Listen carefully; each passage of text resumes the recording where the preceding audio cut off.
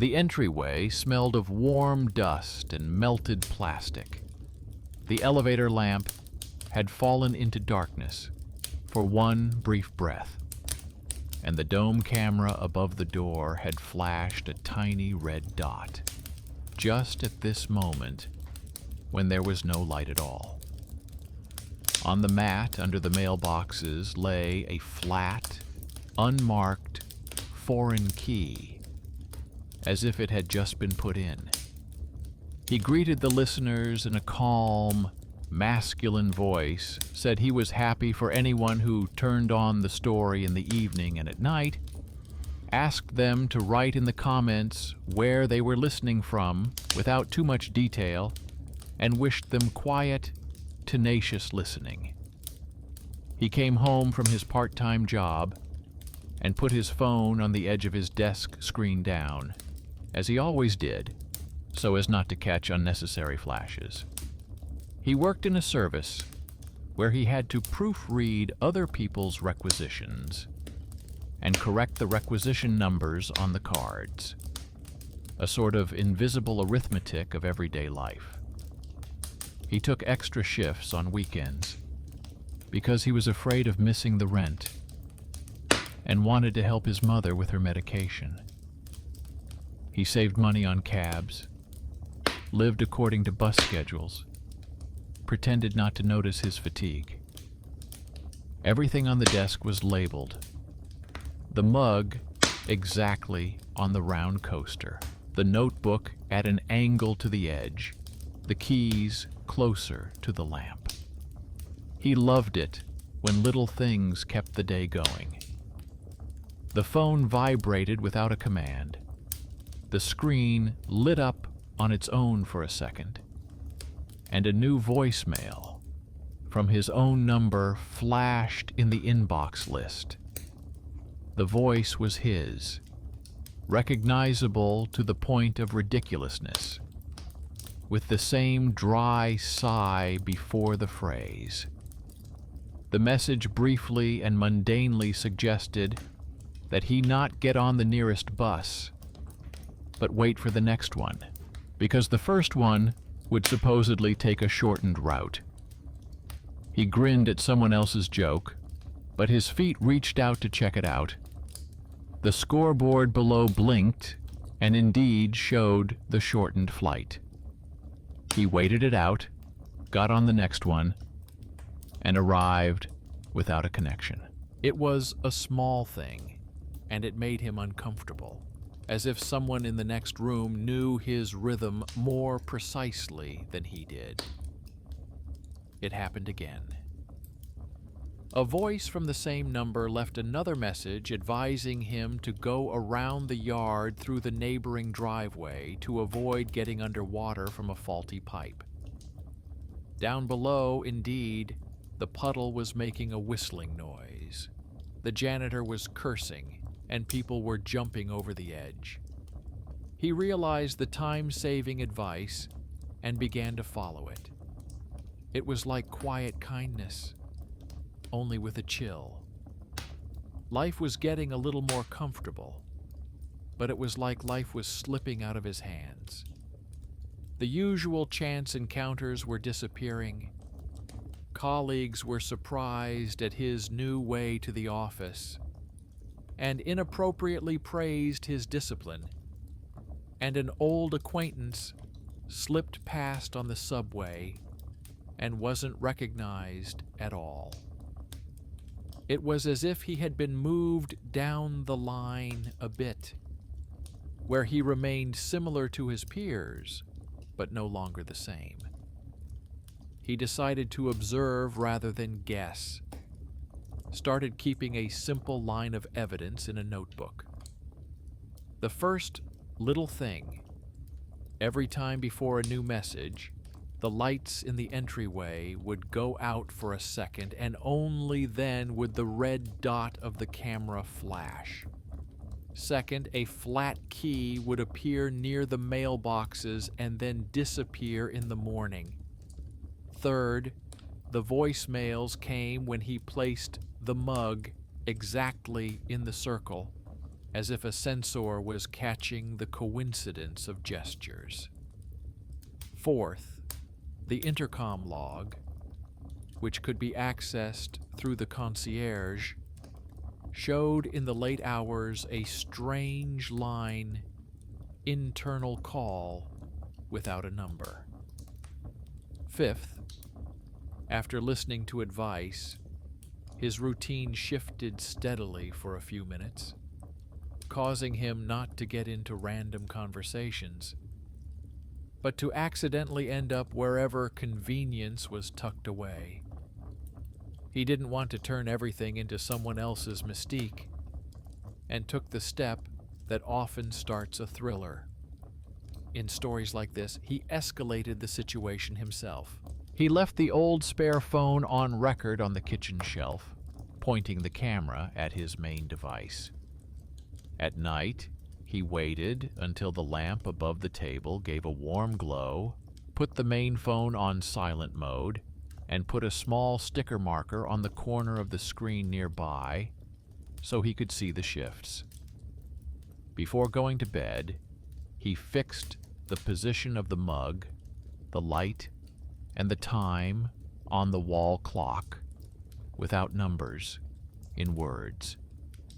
He dreamed something about a distant bus and a gloved hand correcting the sign above the elevator.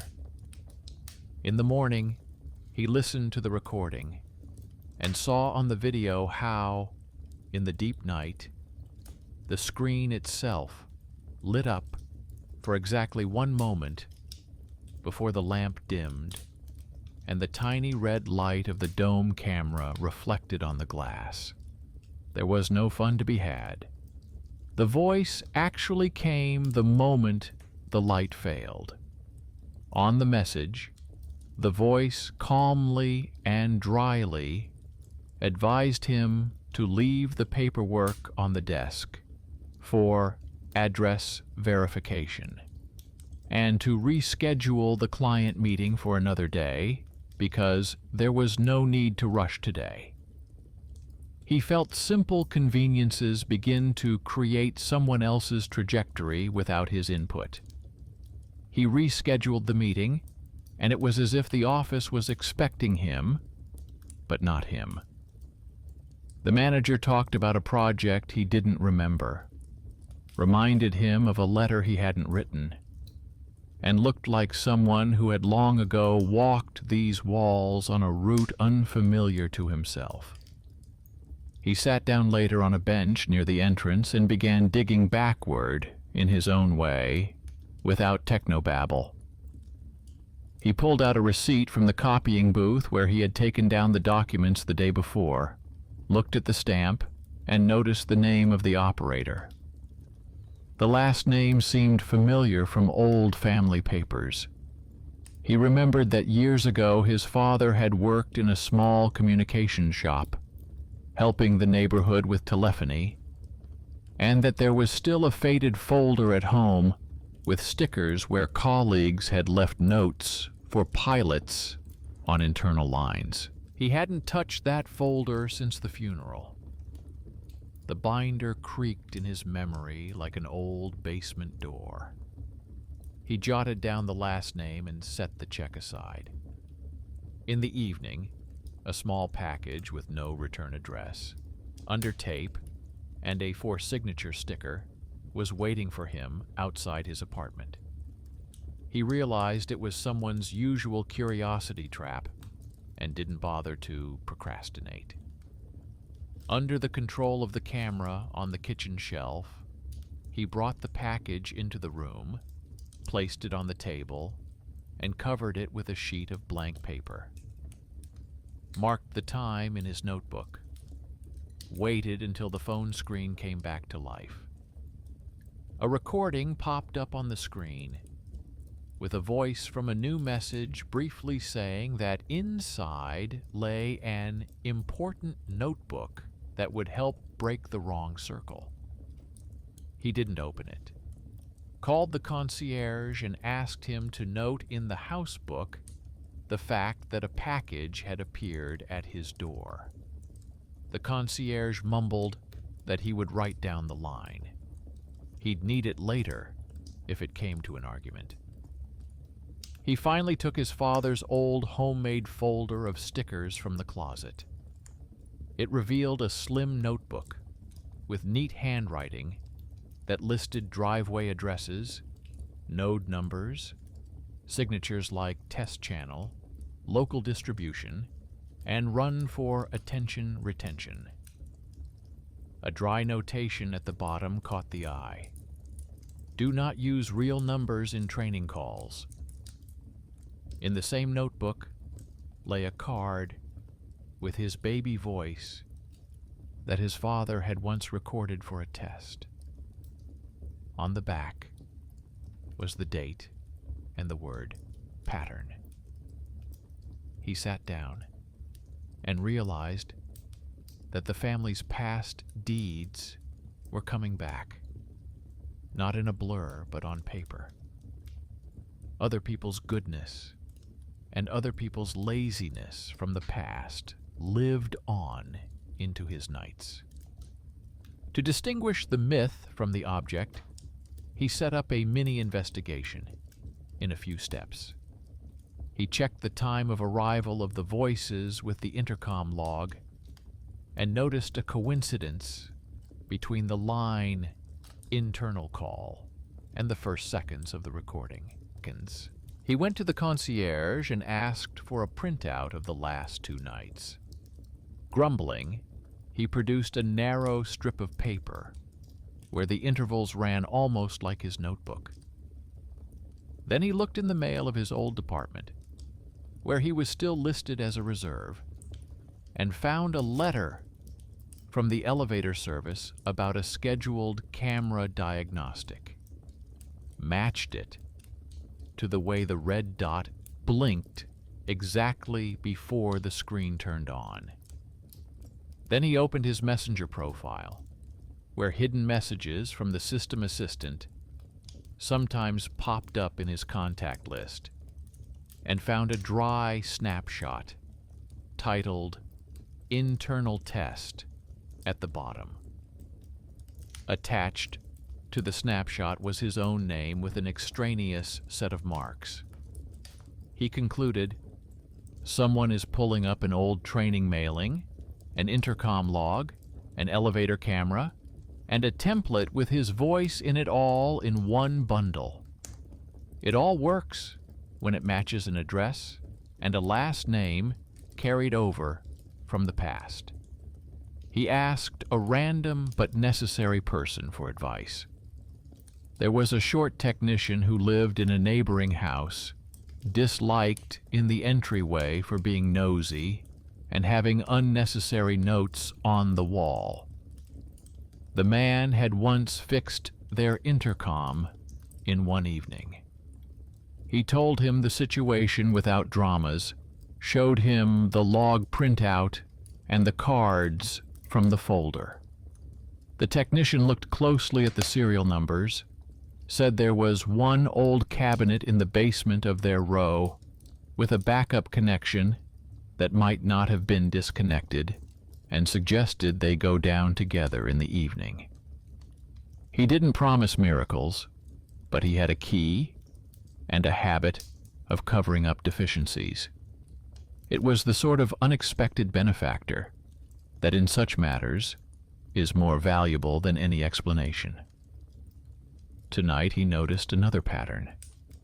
Every advice from his voice saved him a minute on the road, but deprived him of some small choice. A familiar kiosk was closed, a barista was not met, a colleague went the other way. The line of life was becoming smooth and empty. He realized that either he himself would put a point, or someone else's system would put a point. He made the decision to directly increase the risk to catch the source. He finally opened the package on the table, filming the whole thing. Inside lay a thin gray notebook with the same smooth hand as his father's folder. Only the lines had been written by a different person. The notebook contained identically shaped headings, nightly schedules, and short formulas like bus clue, door clue, meeting clue. At the bottom, in red paste, was "Turn on when name and address match." He felt not fear, but clear anger. In the evening, he and the technician went down to the basement. It smelled of cold iron and old paint. In the far corridor there was indeed a cupboard without fresh seals. The technician opened it, looked inside, and awed the way people who are uncomfortable with someone else's faults do. On the bottom shelf, a small unit with a test channel label buzzed quietly. Thin pairs of wires from the intercom and elevator station led to it. The word "pilot" was faded on the lid. He checked the indicators, pulled the power, removed the cables, and said he'd draw up a write-off. He added that these things used to be abandoned in houses until better times, and then they'd freak out because the programs were triggered by coincidences in the air. It was said without rancor, but firmly. Upstairs, he wrote it all down on paper. The concierge added a note to the logbook about removing the old knot on such and such a night, in words. He came home light and empty, as after a hard cleanup. Thought he'd had enough. But late that night, the screen came alive once more. A long voicemail came, the longest of all.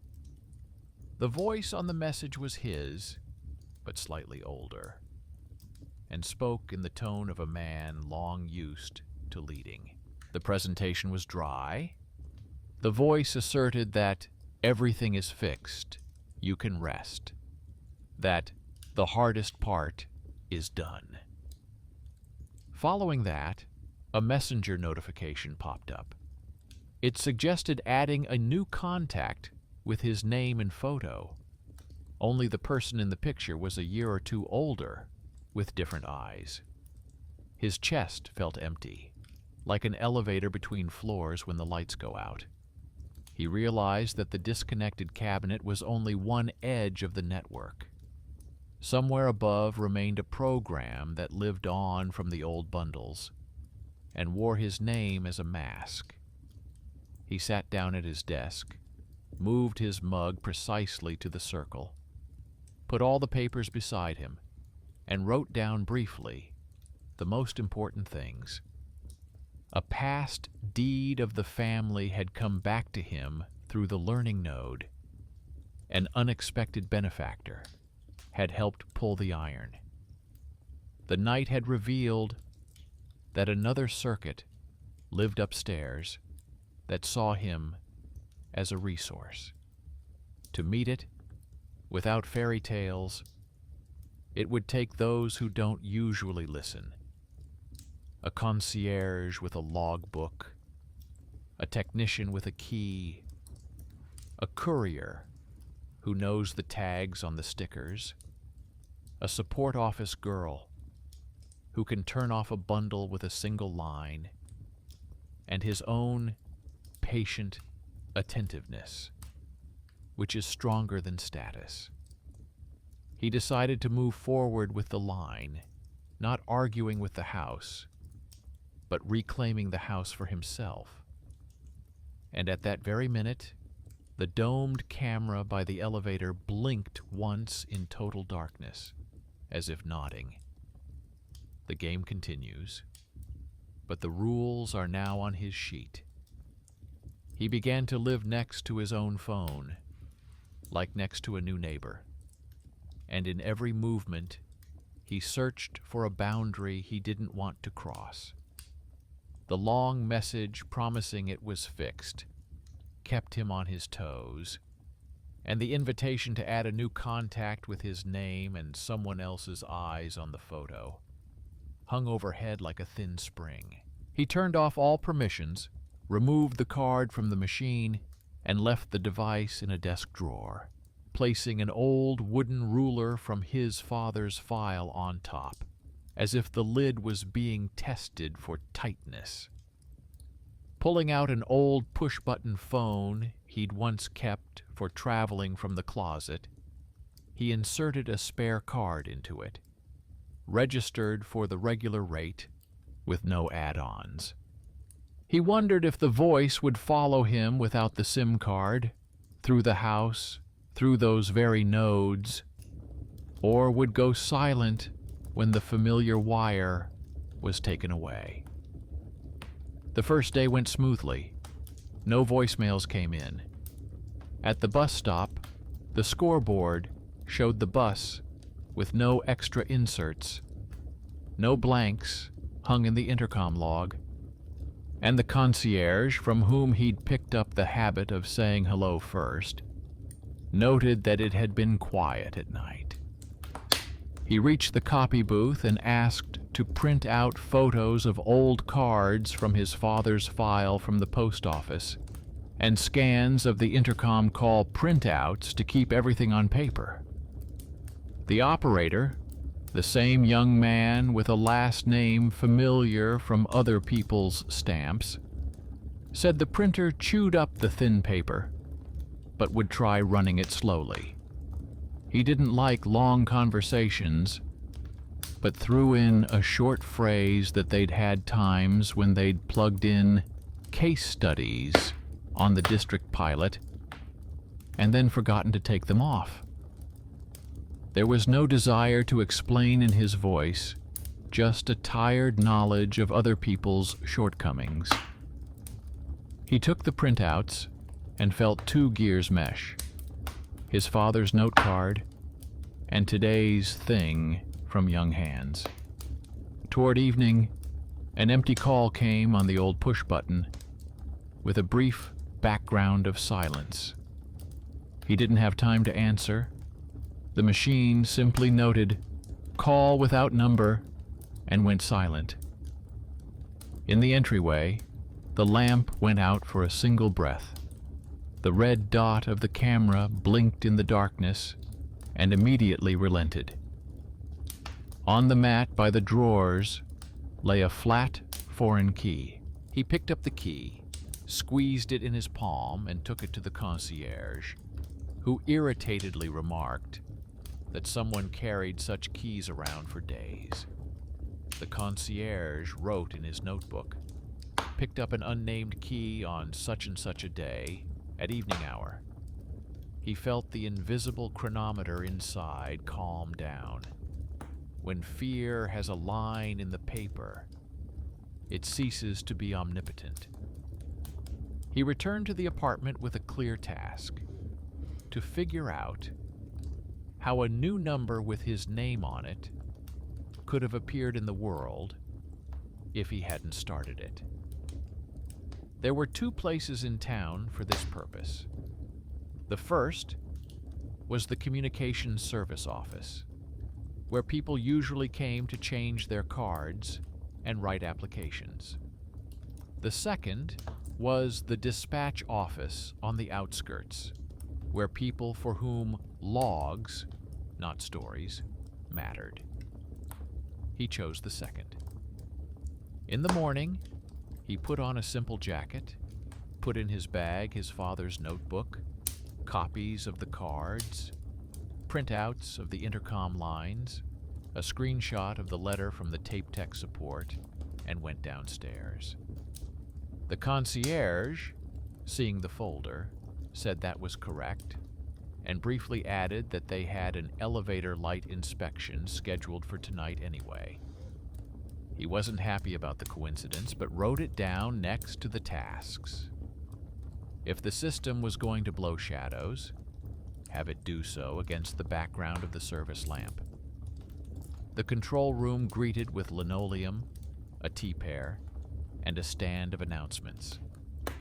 The woman behind the desk listened discreetly, asked me to put the folder on the edge, and peered through the sheets without too much curiosity.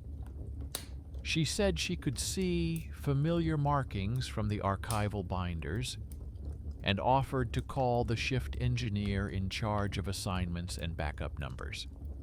The engineer turned out to be short, gaunt, with eyes that many consider prickly, though there is just a little hollowness in them. He asked permission to look in the accounting system for address and last name, added that he wouldn't touch anything without action, and began reading the fields like one reads an old textbook, slowly and line by line. He said that the address once had a pilot outline hanging on their side, and that one of the tags matched his father's last name card.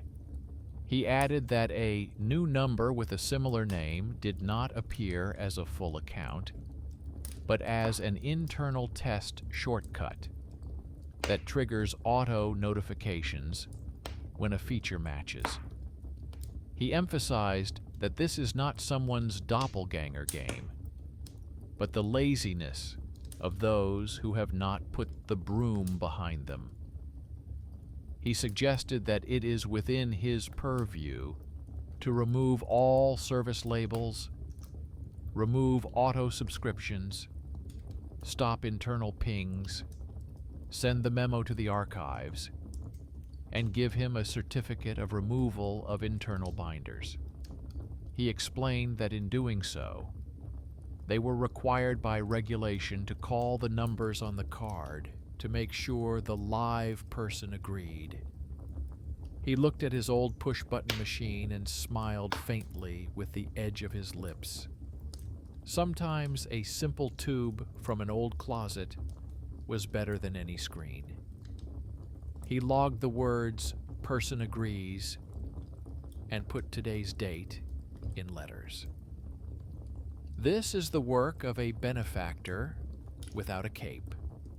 The right windows in the right order. Returning from the control room, he caught another pattern he hadn't noticed before. There were minor nudges in the house before the clues appeared. The elevator would stop on their floor for a second without being called. On the landing, someone would touch his door handle and immediately leave. Downstairs, in the garbage chute, something smelled briefly of burning. He realized that the network that was gathering clues for him didn't just live in the phone or the basement. It was slipping small jolts into his path to make the event easier to take. It was a disturbing thought, but not a magical one. It was a thought that required keys, lines of paper, and 2 or 3 people without high-profile positions. Until evening, he wrote down little things in a notebook. The time the back room door slammed, the moment of the simultaneous blinking of the lamp and the red dot of the camera, the stickers on the old cliché sheet he'd taken out of the package and put into a folder. 2 lines appeared in the what to do section. Check the switchboard room in their entryway and talk to the janitor, who was scheduled to be in charge of the garbage chute on Thursdays, when the alcove smelled like cinders. He chose the former. There was a lock on the panel door, and you couldn't just walk in here. But he had a man he didn't like for the notes on the walls, and without him, the house would have been soaked long ago. The technician with whom they were renting the old test unit met him at the door and told him that the panel room was fine, but that there was the box next to it, where the thin pairs from the elevator and intercom system went. He said it was empty, but admitted that the analog cabinet on the next aisle was not yet sealed. He offered to go through together and take a look, because too many matches went out in the same week, and that's bad for his nerves and for the wiring. The closet on the next aisle revealed a small device that looked like a simple transition box, but with one extra light. He pulled a small mirror out of his pocket and lit it so he wouldn't touch it with his hands ahead of time. A scrappy sticker was visible on the side with the same font as on his father's cards and an old date. He said that such a thing was usually used as a dough splitter, and that the good thing to do was to lie in scrap metal. He removed the terminals, took a picture of the serial number, checked the nightly inspection schedule, and announced that by the end of the week, they would have all the undercounted crumbs in one box. He added that he didn't have the authority to sign orders, but he knew how to get them through paper and a few people who liked order. He was the little one with the big skill. Rules less than desires, but enough to get the house back to himself. When he returned, he sat down at his desk and thought it was time to make the move that would untie the knot at the top.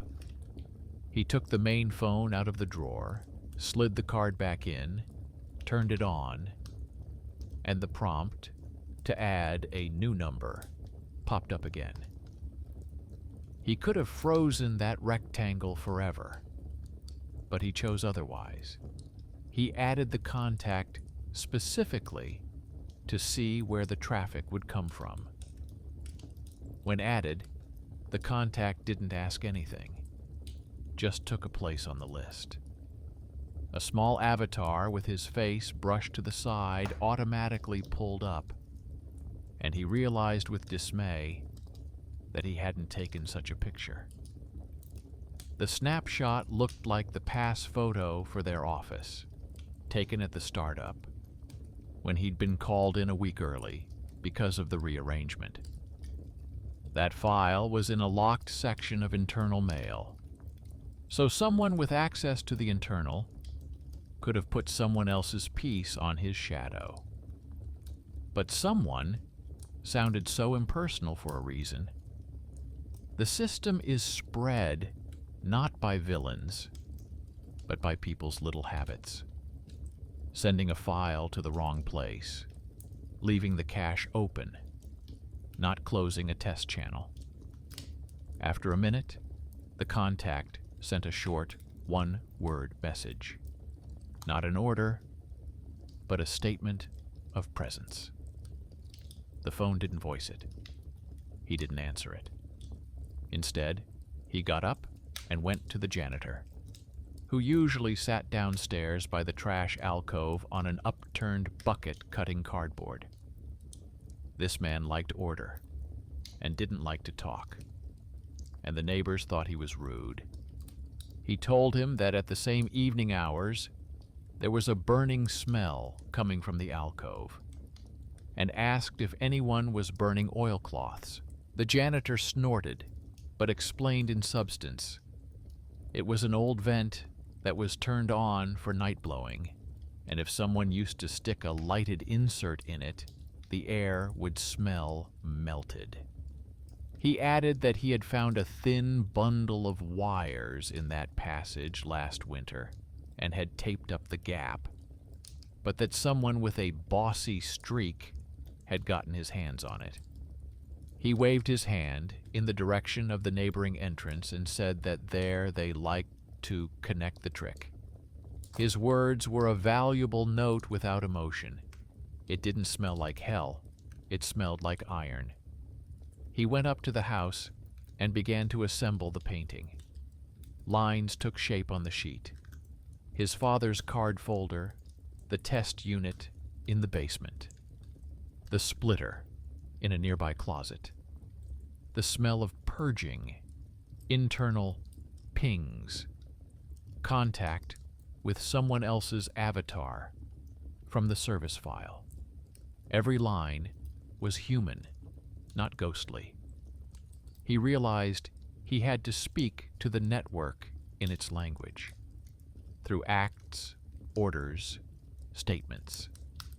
He wrote a short letter to their office security, asking them to check to see if the file with the pass photo ended up in open sections. Restated dryly, without offense, he attached the time when someone else's picture pulled up on his phone. He wasn't asking for penalties. He was asking for the holes to be closed. By nightfall, the screen no longer tried to beg for attention. The house breathed patiently.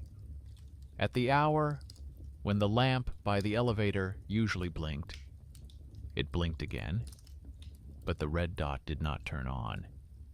He caught a new fear, not of the whispers from the glass, but of the possibility that all this would take people away from him. He didn't want to scare away the people who were helping.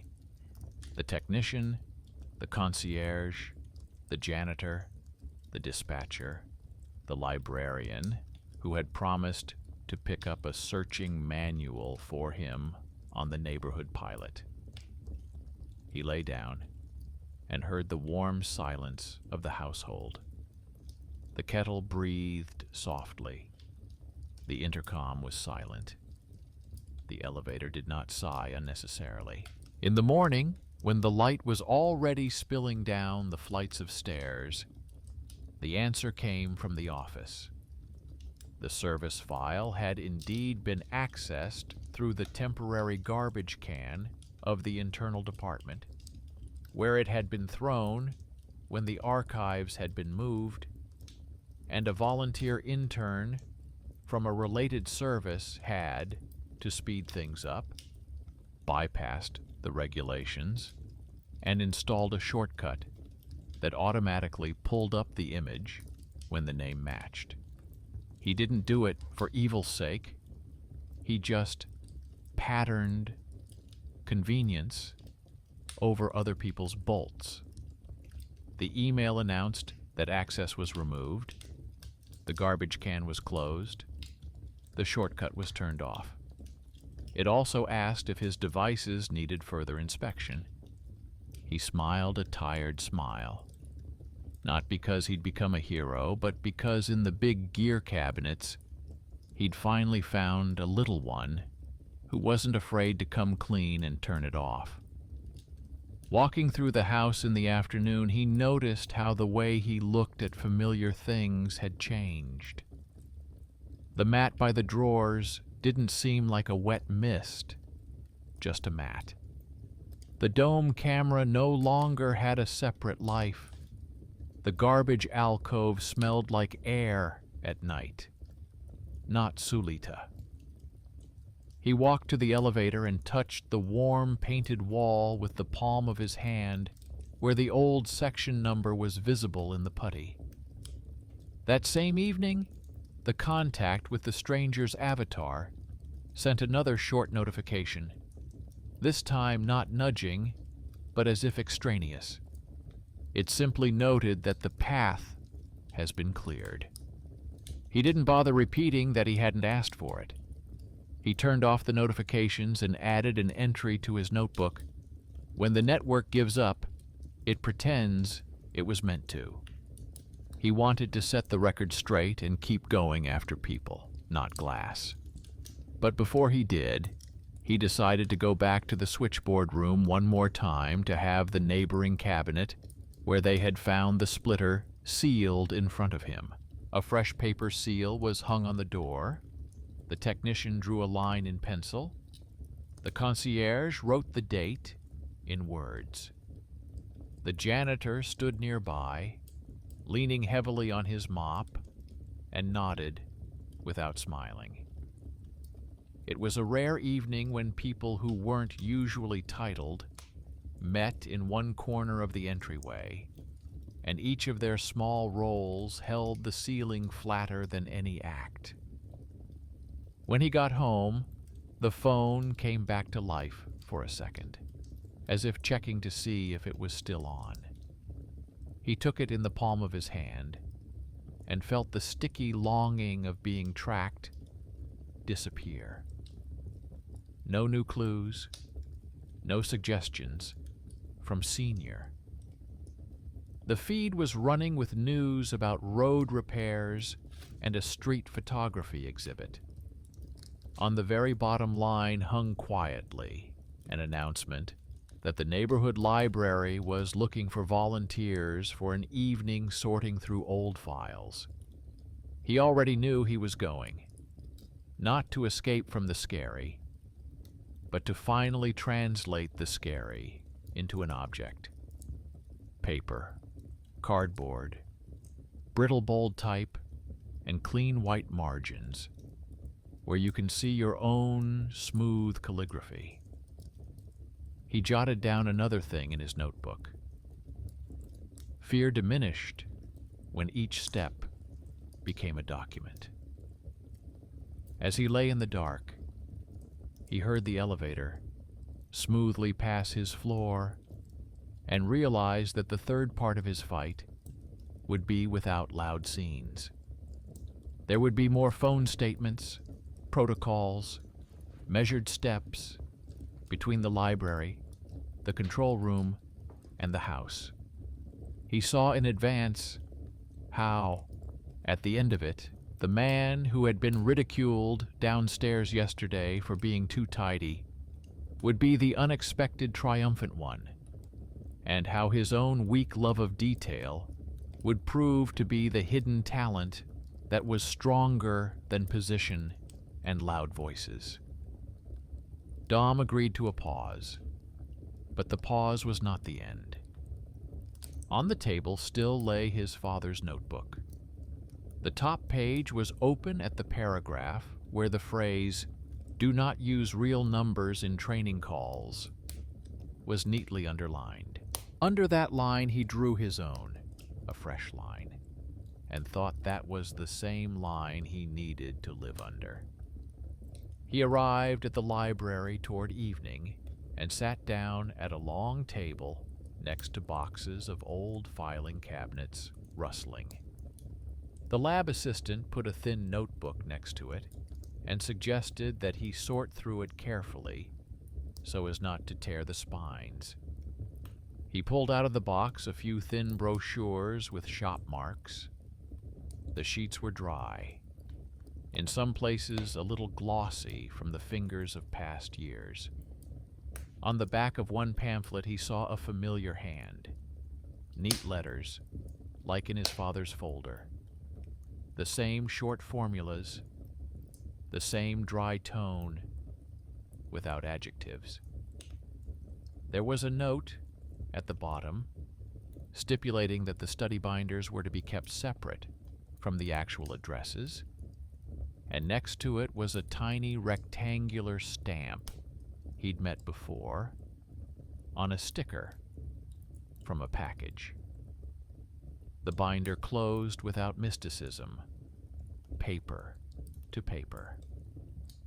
A timid intern approached the box. He was often ignored in the hall because he spoke softly and didn't catch other people's jokes. The guy asked if he'd seen stamps like this before and said he knew how to check marks in the city's equipment registry against open cards. He held out his phone with the map and showed graphic nodes on the block that listed devices with similar serial numbers. Their house and a neighboring one shown among the nodes.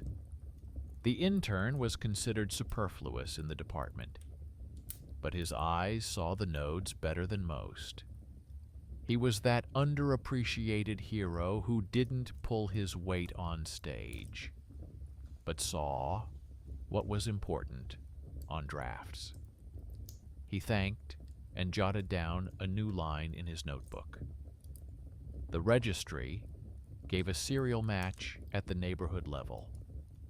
That meant there were at least 2 more nodes left in the chain besides the street sign and the house basement.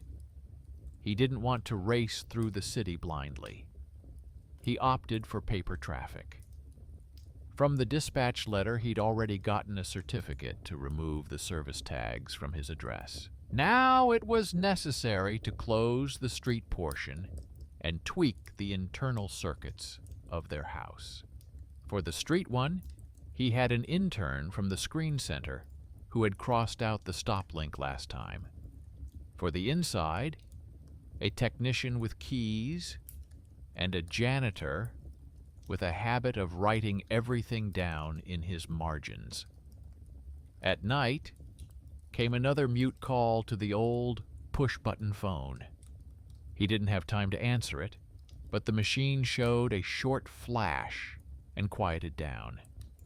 At the same minute, a shadow swayed faintly in the entryway at the junction of the flights of stairs and disappeared, the way people disappear around a bend if they aren't called. He didn't run to check. He didn't go to the door peephole until a few minutes later and saw an empty hallway, an evenly placed mat, a light that didn't waver. He returned to the table, not because he had stopped being afraid, but because the fear had stopped giving cause. In the morning, he went to the trainee at the screen center and gave a copy of the register match.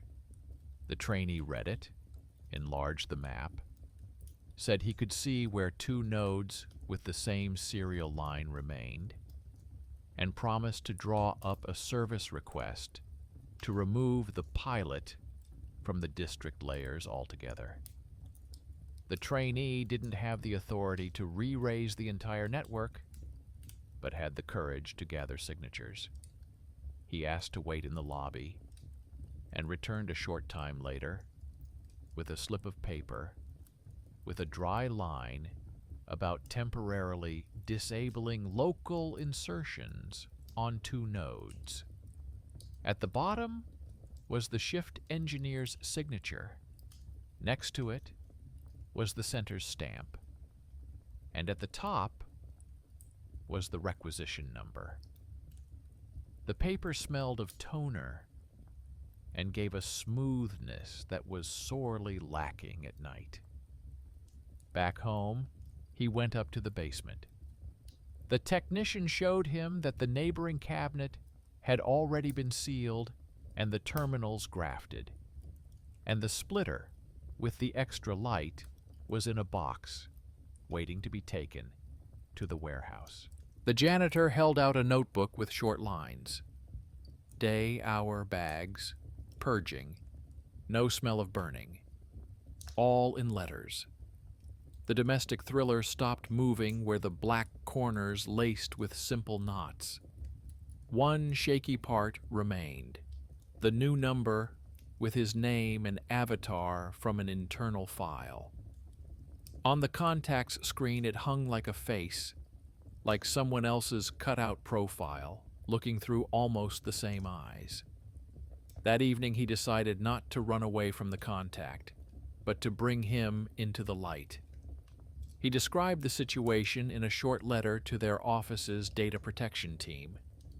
He attached a screenshot of the contact, dispatch emails, a copy of his unlabeling credentials, a list of street screen actions, links to registries with serial numbers, a copy of the line from the library about "don't use real numbers," asked not for penalties, but for an audit.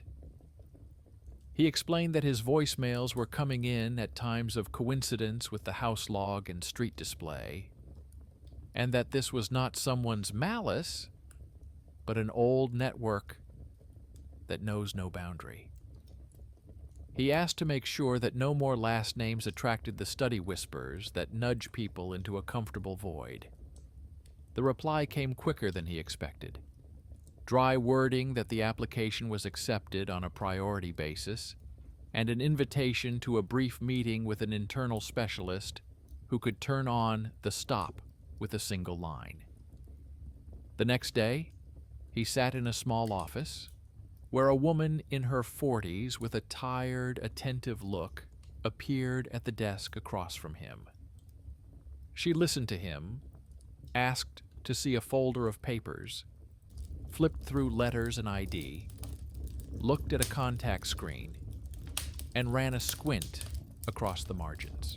She said she could see the chain, and understood how it had formed, and suggested a simple procedure: revoke all bindings to his name in internal contrails, replace the avatar with a temporary blank template, send out a notice to related services not to use real personas in training mailings, and raise the manual moderation of any messages from his number and their echoes for a week.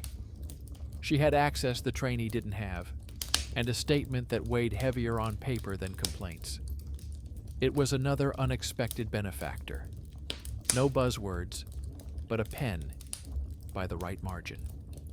That same evening, the contact with someone else's avatar became an empty gray circle. A brief line appeared in notifications that the internal name bindings had been removed. A system message hung quietly on the bottom bar of his phone that his number was protected from automatic patterns for the coming week. He exhaled, the way people exhale when they take a backpack of papers off their shoulders. Still, he realized that the web loves inertia, so he made a decision that raised the stakes already at his will. He returned the main phone to the drawer and switched back to the old handset to see if the new versions would start looking for a shortcut through the house sensors without the screen's involvement. A night later, at the same window when the light by the elevator had gone out before, it didn't. The dome camera didn't blink in the dark. The trash alcove didn't smell melted. The intercom log remained empty for the allotted interval. He realized the hard part was over. But down by the drawers lay a flat key, which reappeared at its hour. He picked it up and, instead of his usual step to the concierge, took it to the library.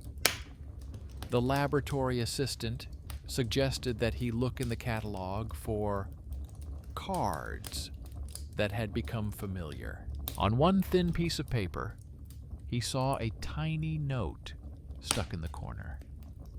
Someone on the old staff had written years ago that they had printed out several flat duplicates for the pilot to open the shields quickly if necessary. The sheet was labeled archival junk, but it was the one that explained the latest inconsistency. The keys walked around the neighborhood and came back like floaters after every wave. He put the key in a clear bag, added a note about the time of the find, left it with the concierge, and asked that a notice be tacked up nearby about turning in unmarked keys during daylight hours. The concierge grumbled, but did. In the evening, an intern from the screen center came in and said that their request had gone through, the nodes had been removed, and there would be a short example section in the beginner's handbook listing the district pilot's mistakes and a simple way to close them. The trainee wasn't smiling broadly, but there was a rare evenness in his voice when one sees that labor has hit the line that will live up to it. He decided to check the new number again. The contact was silent in a gray circle. The call history for 2 days was empty. Only a note from the library about recruiting volunteers for the weekend glowed quietly at the bottom. He placed the phone on the edge of his desk, and for the first time in a long time, didn't cover it with paper. The light bulb above the desk burned on, not testing his patience. He poured tea and opened his father's notebook to the page underlined with the phrase about banning real numbers in training calls. That paragraph had become for him not a moral, but a rule of the road. Not miracle, not anger, not retribution. just an order held in his hands. In the night came another dry event, not dire but final.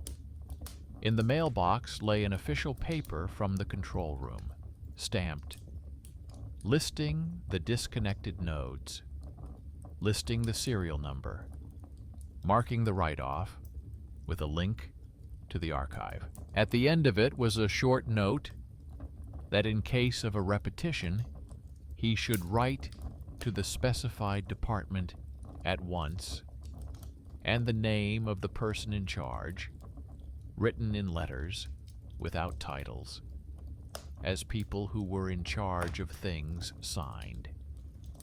He ran his finger over the seal and realized that at last a fatigue without anxiety had settled inside like a heavy blanket after a long winter. In the morning, he went to the bus stop. The scoreboard showed the usual intervals. People stared at their phone screens as they watched the familiar weather. No one looked back at his window or held his gaze. He boarded the bus that came first and followed the route without prompting. An old push-button dozed in his pocket, a folder of copies in his bag, short lists in his head that no longer needed to burn red. He thought about how the ending of this story wouldn't be about votes disappearing, but about taking away the right to decide for you. And that it's done by people who don't get slammed, but who make one line in the right place every day. In the evening, he went into the library again. The lab assistant shelved his folder in the pilot case section.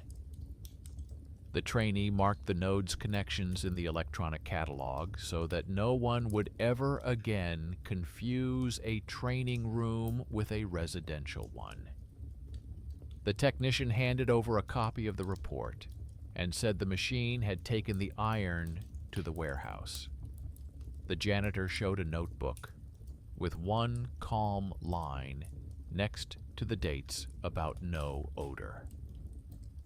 The concierge looked up and nodded, as if the extra questions had taken a stone off his back. He jotted down 3 words in his notebook: living by paper, and suddenly realized he was no longer waiting for any call from the shadows. If anything were to call, it would be a man with an apology and a wording with a seal behind it, and that would be fair. He woke without alarm, and for the first time in a long time didn't check the screen, made his tea, moved his mug precisely in a circle, and wrote down one short word about today in his notebook. Then he put the notebook away in the lower compartment, put the transparent bag with the flat key and the sheet with the control room stamp in it. The items ceased to be indicators of fear and became staples that held the story together.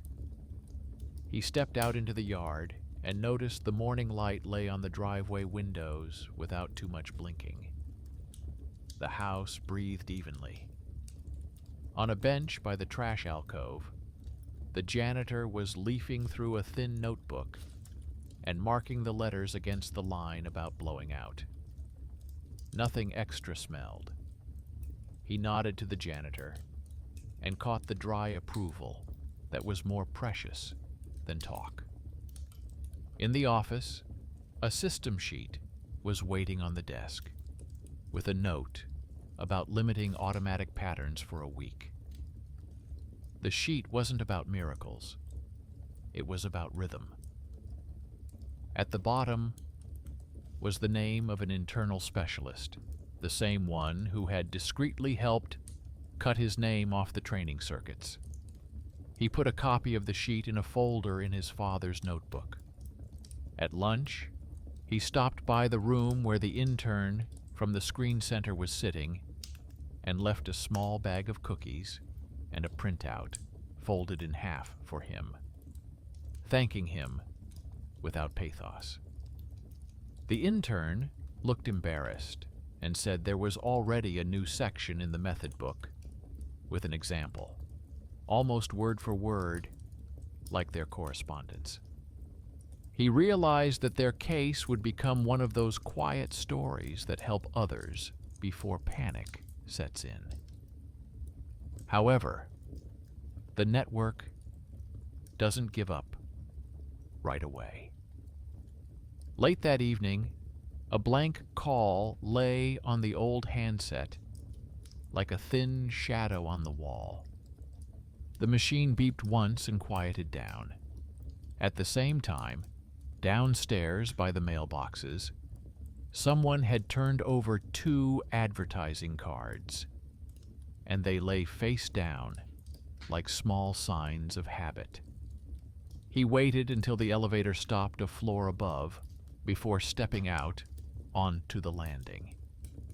Nothing had happened. So the remnants of inertia sought the usual path. He returned to the table and deliberately made the motion he often used to start the old chain. He put the mug in a circle and put the phone on the edge of the table, but left it unplugged. The screen didn't light up. The dome camera didn't blink. This was not a test of fate, but a test of regulations. Regulations endured. He decided to close another unnoticed layer, a layer of information that traveled between people more easily than wires. He went to the neighbor across the wall, a man disliked in the house for his loud voice and perpetual desire to know more than everyone else. This neighbor hurt the janitor with words, demanded the impossible from the concierge, and left underlined notices on the door. He knocked and, hearing the answering murmur, told dryly that there was a learning bundle in their entryway that caused some people to start having strange coincidences by evening. The neighbor chuckled at first, then snickered. He told me that he had once specialized in installing cameras and, at the call of an acquaintance, had hooked up a temporary convenience when the elevator light went down. He said that at the time, he thought he was making everyone better off because people were less likely to be late for the bus. Now he scratched the back of his head and pronounced that he could turn in one old remote to the concierge if it would do any good. It was a case where a man who had been thought to be an empty thunderbolt proved useful where a mistake had to be recognized. Not a triumph, but an even thread. An underestimated neighbor took a step toward order. The next morning he took another thin stack to the library, copies from correspondence with Dispatch and the Screen Center, his father's paperback notebook, and a blank sheet on which he wrote the word that had held him all these days. The lab assistant smiled with the corner of her lips and said that these materials would go into the section on district training pilots, and that eventually someone would write a methodology note based on these papers, so that new employees wouldn't confuse the house with the classroom. She added that the scrapbook with his father's handwriting would sit on a shelf next to the files from the years when the district was learning digital economy on the fly. There was a concern in her voice for the non-pompous things without which any home becomes a racket. By evening, a detailed response came from office security. It said in a calm tone that their internal loop on his name had been closed, that avatar plugs had been replaced with blank characters, that access to temporary garbage cans had been revised, and interns were now not allowed to slip service labels into personal addresses without permission, even if it seemed convenient. They attached a prevention plan and suggested he come in with the device for a quick checkup just in case. He went. The technician plugged in the cable, checked the logs, showed on the screen which connections were blocked, and returned the phone with a short piece of paper that said everything was clear. He took the slip of paper with 2 fingers and felt a quiet current run down his spine. Not joy, not pride, but the simple, even assurance that things were in place. After that, there was one appointment left that he had been putting off. He went to his mother's house and brought her part of the folder back to her, not as a burden, but as an element of family history. His mother looked at his father's neat letters and said that he had once brought home cards like this because he was desperate to save paper. She remembered how he had said that the study stuff shouldn't go in the house, and how he had spoken of people who liked convenience more than order. There was no reproach in her remonstrance. There was a neatly folded memory there that put no marks of exclamation. He realized that the hidden bundle that tugged at him through the last name in the notebook was not a curse. It was simply an unfinished gesture that he had brought to an end. The days went on as ordinary days like to go. He got up, put his mug in the mugshot, got out on time, didn't catch the perfect buses or wait for nudges. On an evening when the old schedule usually shifted things, nothing shifted. The dome camera was silent. The scoreboard showed only the time until the flight. Downstairs, a notice in large print was nailed to the wall, banning overnight packages for signature. The janitor wrote down next to the date that there was no smell of burning. The concierge checked the box in human pen against the line about empty nights. The technician brought another write-off report for signature, which indicated that the last thin splitter had been removed from the warehouse. The trainee sent a short, unadorned letter informing us that their example in the training documents is under a number that one doesn't want to forget, and that now, when the last name matches the address, the system doesn't ask for permission, but automatically closes the window. Someone else's little job had become a big brake on someone else's inertia. Still, it was up to him to tighten the final knot. The gray, empty circle of the contact that had once been his older version still hung on the phone. He hadn't touched it for a long time, the way one doesn't touch a scrap of sticky tape on the end of a desk that doesn't get in the way anymore, but clings to it. One evening, when it was quiet outside the window and the kettle was rustling steadily, he opened the contacts list and put his thumb to the delete button. He didn't want a gesture out of anger. He wanted a gesture out of clarity. He imagined everything that the gesture kept on his desk. Names on printouts, signatures on deeds, clean shelves, empty nights, a key in a bag, a card with his father's letters on it, a notice by the driveway, a map with knots, a sheet from security, an intern's voice, a janitor's quiet breath, a lab technician's note, a short note from a neighbor who recognized the extra. Deletion ceased to be a victory. It became a point. It clicked. The phone didn't react in any way, just brought him back to the list.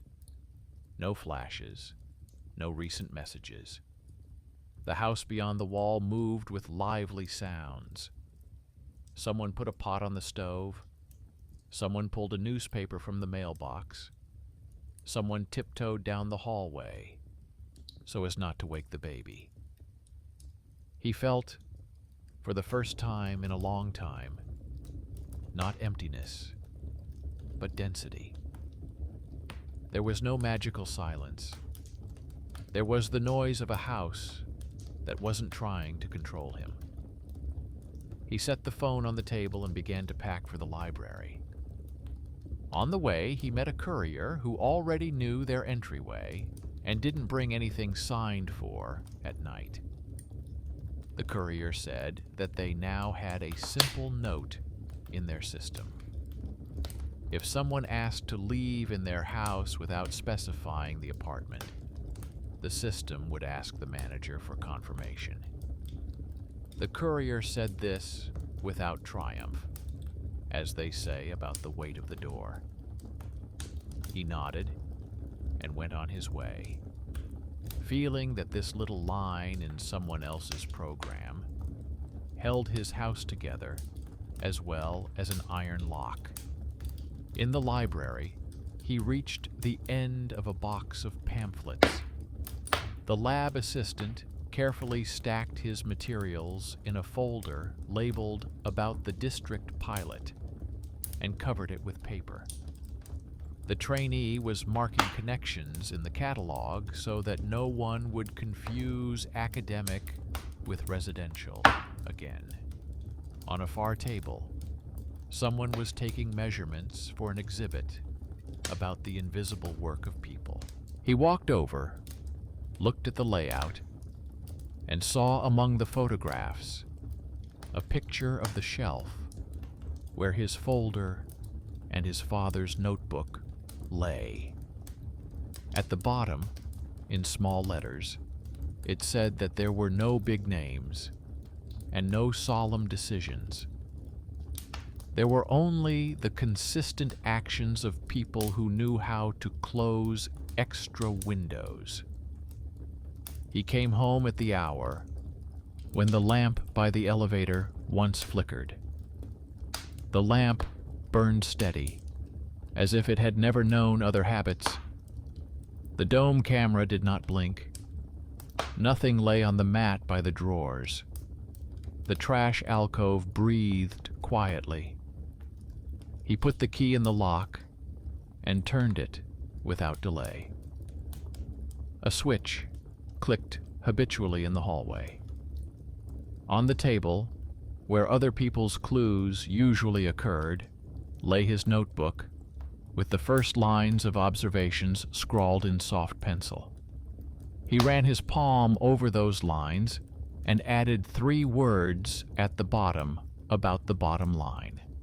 No moralizing, no commas, as in good headlines. Justice here turned out not to be judgment or retribution. It turned out to be an order that rests on the relationships between people and things. Before going to bed, he looked out the window once more and caught a glimpse of the street scoreboard. There, the usual messages were jogging by. Time to the bus, weather, tour announcements. Not one word about him. He smiled and caught himself that the smile didn't pull upward, but just lay on his face like an even crease. He closed the window, put the phone on the edge of the desk without covering it with paper, put on an old t-shirt, and lay down. Dom slammed the utility door somewhere downstairs and settled down. He thought about going to the library again tomorrow, meeting his mother, taking the dusty rug to the stairs and vacuuming the edge where the light usually gathered. The scary gave way to the useful, and the useful took up an even space in his evening. Out of habit, he still listened to the silence, expecting a minor note. but in answer came only the quiet rhythm of the house. And in that rhythm there was no longer room for the voice from the stranger's version. If that voice ever appeared again, it would only appear in one form, in an archived audio recording signed, dated, and briefly labeled to say where the chain had come from and how it had been closed. He went to sleep with no expectations and no mirrors. And in the morning, it wasn't the hero or the victim who got up. Up rose a man who had learned to keep the day on the table with objects and the night with the names of those in charge of the light.